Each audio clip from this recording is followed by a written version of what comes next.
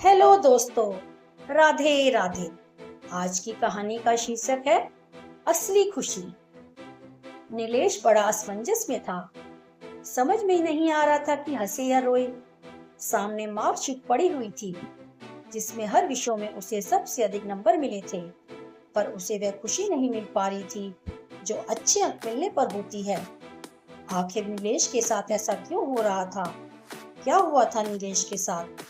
दरअसल नीलेश और कमल दोनों एक ही कक्षा में पढ़ते थे, पर दोनों के स्वभाव में बहुत अंतर था। जहाँ कमल शांत स्वभाव का था, वहीं नीलेश को हर समय कोई ना कोई शरारत सूझती रहती थी।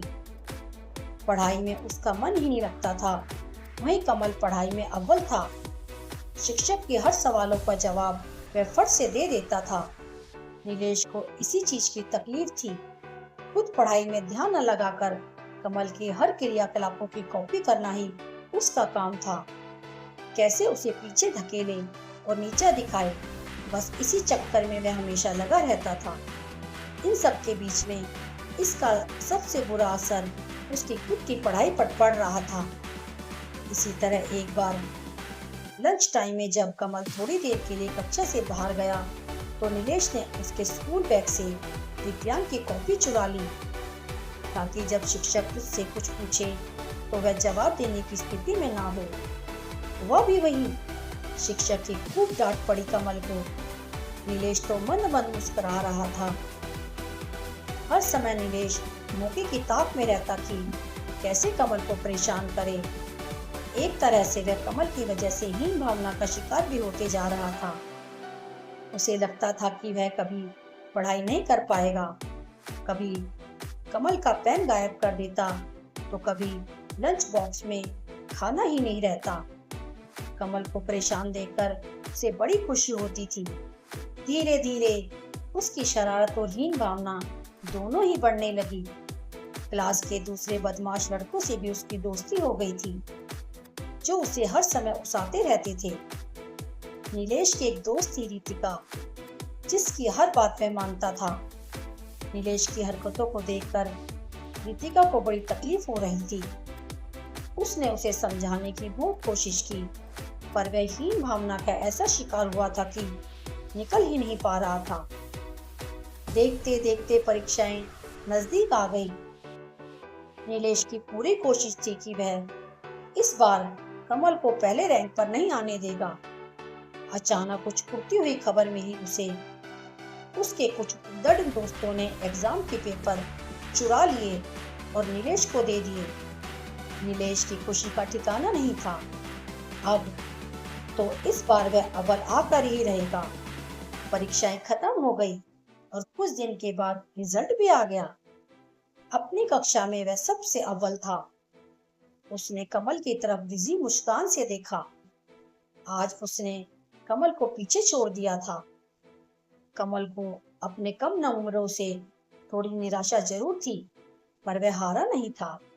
उसने नीलेश को उसकी सफलता पर बहुत बधाई दी और उसे गले लगा लिया। नीलेश असमंजस में पड़ गया। क्या करे क्या ना करे, अपने स्वभाव पर रोए या कमल की अच्छाई पर खुश हो। जिस लड़के को उसने परेशानी के सिवा कुछ ना दिया था, आज वही उसे उसकी सफलता पर बधाई दे रहा था। पल भर में ही उसकी जीत की खुशी काफूर हो गई और आईने की तरह उसके कारनामे सामने दिखने लगे। बेईमानी से लाई गई रैंक पर उसे अब बड़ी शर्मिंदा हो रही थी। सामने रखे अच्छे अंक भी उसे बार बार उसकी गलतियों का एहसास करा रहे थे। उसकी आंखों के कोरों से शर्मिंदगी के आंसू बहने लगे और अपनी गलतियों को सुधारने का मौका सूझने लगा। उसने मन में ठान लिया कि वह कमल से अपनी पिछली गलतियों के लिए माफी मांगेगा और शिक्षक के सामने अपनी चोरी भी कबूल करेगा, चाहे उसे स्कूल से निकलना ही क्यों ना पड़े। तभी सर ने आवाज दी, नीलेश, यहाँ आओ।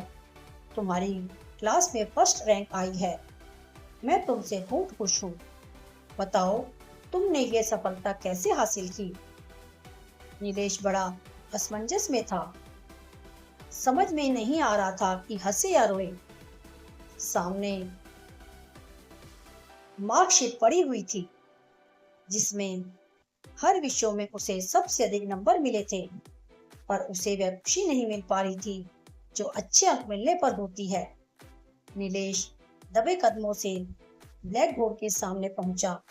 सर, फर्स्ट रैंक मेरी नहीं कमल की आई है। मैं आप सभी से माफी मांगता हूँ। मैंने चीटिंग की है। कमल को नीचा दिखाने के लिए मैंने पेपर आउट करा दिया था। सर, आप इसकी जो चाहे वो सजा मुझे दे सकते हैं। कमल, आई एम रियली सॉरी। मैंने हमेशा तुम्हें परेशान करता रहा, पर आज तुमने ही मुझे गले लगाकर बधाई दी। और ये कहते कहते नीलेश की आंखों में आंसू आ गए। क्लास के सबसे शरारती बच्चे को इस तरह टूटता देख सभी भावुक हो गए। रितिका और कमल फौरन उसके पास पहुंचे और उसका हाथ थाम लिया। स्कूल मैनेजमेंट ने भी नीलेश का पश्चाताप बेकार नहीं जाने दिया और पुनः परीक्षा ले उसे पास कर दिया। अब नीलेश समझ चुका था कि बेईमानी से पाई गई सफलता कभी खुशी नहीं दे सकती। असली खुशी ईमानदारी और सच्चाई के रास्ते पर चलकर ही पाई जा सकती है। आपसे निवेदन है कि कृपया हमारे चैनल को लाइक एवं सब्सक्राइब कीजिए। नैतिक शिक्षा देती इस कहानी को अपने बच्चों को जरूर सुनाइए और नई नई कहानियाँ पढ़िए, देखिए और सुनिए।